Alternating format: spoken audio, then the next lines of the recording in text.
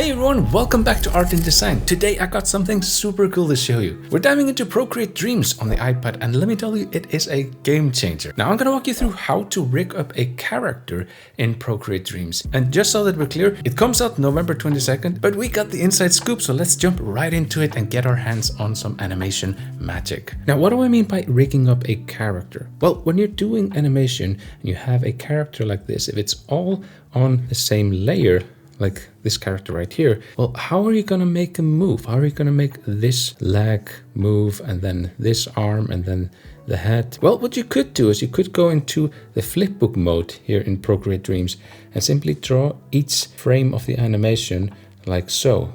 Turn on the onion skin and then do each frame of the animation like so. But that's not gonna be applicable for every single situation and every single use case out there. So there are more effective ways to rig a character so that the hands are separate, the feet are separate, and you can move each part individually while all of the parts remain cohesive to the character. So let me just explain a little bit what I'm talking about. So think about the head right here. So the head is smiling right here. This is layer 1 in the hierarchy. The torso is layer 2. The torso hooks onto the head. And then we have the hands, which hook onto the torso. So we have the two hands here. And then we have the fingers, which hook onto the hands. And then we have the feet, which also hook onto the torso. So we get this sort of hierarchical structure of movement. So, toes and stuff like that. The idea here is that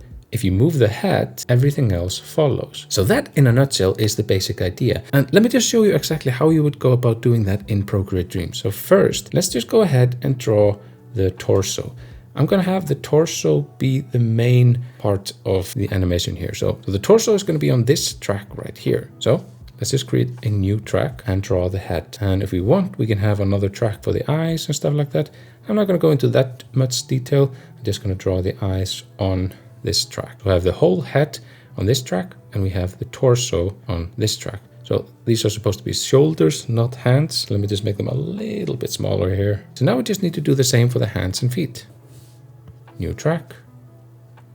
All the way down to the elbow. Make a new track. And then I'm actually going to add the fingers to the stick figure because we're not going to be animating in that much detail. So now before I move on, I'm going to group the hand and the upper arm.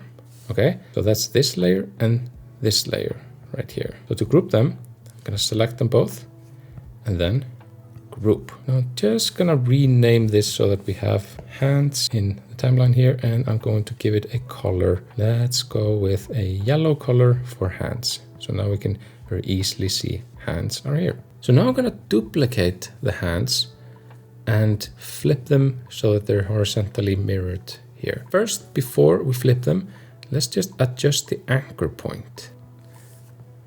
So we put the anchor point here, it sticks. So whenever we rotate or scale, it's all gonna be based on this point right there. Super useful. Now let's just duplicate this layer. Should be able to tap on here and flip it horizontally.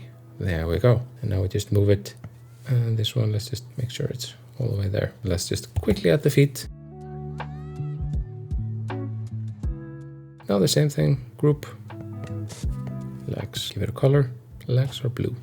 Now we adjust the anchor point. It's over there. Let's just put it right there. And we duplicate to flip horizontal. Adjust it slightly. Now we have a stick figure with hands and feet. Now, what happens if we start animating? So if I tap the perform button, let's just move the action all the way to the start here. Let's say we want to make him wave or something. We could do something like this. Yeah, nice. As you can see, if we play this back, he waves his little hands. Pretty cool. But how do we move the entire character? Well, if we grab the head right here and just move that, you see that doesn't work. The others don't follow. So first what we need to do is we need to group all of these together. Now a group. So now what we're left with, one single group that we can animate. So now we can move the entire character separately. And so we just, for example, do something like this and tap the perform button right here. So now it's ready to record whatever movements, whatever action that I do. So I can just go something like this. If we zoom into it like here, you see all of these keyframes were generated. And here we can see the character going through all of these little movements that I did. And if any one of these actions is not exactly as it should be, we can edit it. We can just, instead of him being here, we can make him go here. So he jumps much higher. We edited the path that he took. That is super, super cool. And so all of these adjustments are non-destructive because you can just change the specific path that he took here. But now this walking cycle isn't exactly convincing, right? I mean, his feet aren't moving. None of his body parts seem to be adapting to the environment. We can change that by expanding this group. So by expanding the group, we now have access to all of the separate layers that we generated, all of the separate tracks that we created. And so now we can, for example, animate the legs separately. So if we just zoom into the legs here, so this is the group for the leg, the right leg. We could basically just live perform this. I'm not sure how well that's going to come out, but let's just try it for the fun of it. So I'm going to grab the anchor point for rotation, which is here, and whoop. Blop, blop, blop, blop. That's perfect. Okay, let's do the same here. Blop, blop, blop, blop, blop, blop. Okay. And now we have these keyframes, and we can actually just adjust each one of these separately. So that he should be landing here. Let's just tap on this one here. And instead of it being up, I'm going to have it be down. And so he goes down, and then he should be preparing to jump. So let me just, and now we can actually go a bit deeper, you know, make his knee bend, his torso go down, and then, you know, he springs up. So that's all possible if you have the patience. So he should probably move down with his torso and his hands, move the torso over here. And we could group the head, torso, and the hands together into their own group. So now we have a group within a group within a group, and we can move this one. We can even let's do something cool here. So when he's going to be jumping here, I'm going to have him bend over. So here, I'm going to scale it down a little bit and rotate. We could do something like this, where I basically rotated his torso and his hands, decrease the size of it, and then rapidly increase the size of it as he jumps. So giving him a little bit more spring.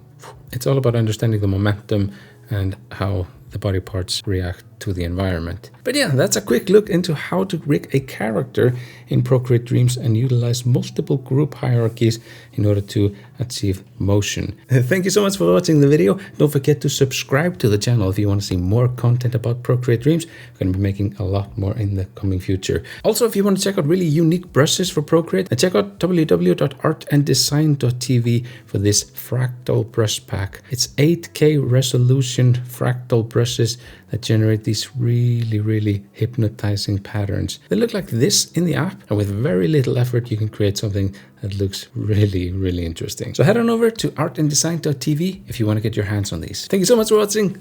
See you in the next one. Take care. Bye-bye.